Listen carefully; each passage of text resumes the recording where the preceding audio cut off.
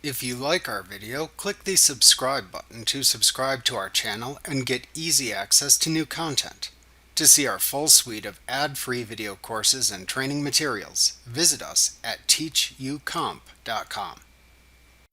After you open your company file in QuickBooks Online, you see the QuickBooks Online interface. At the top of the interface is the QuickBooks Online Toolbar, which contains buttons you can access from almost every page in QuickBooks Online. At the left side of the interface is the navigation bar, which contains the plus new button that lets you create new transactions, followed by links to the company file's other pages.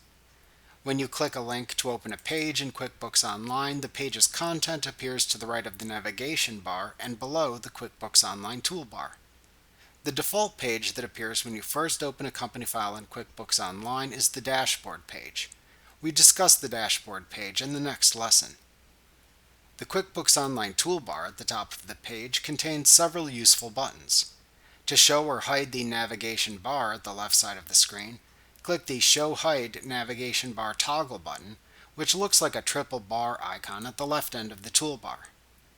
Note that the plus new button appears at the top of the navigation bar when it is shown on screen, but appears as the first button at the right end of the QuickBooks Online toolbar when the navigation bar is hidden.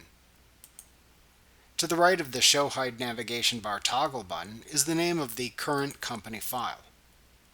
At the right end of the QuickBooks Online toolbar is the My Experts button, followed by the Help button, followed by the Search button, followed by the Notifications button, followed by the Settings button, which looks like a gear icon, followed by the User button. We'll discuss using these buttons within the context of the program in later lessons. Remember to click the subscribe button to see more of our videos. Get ad-free courses at teachucomp.com.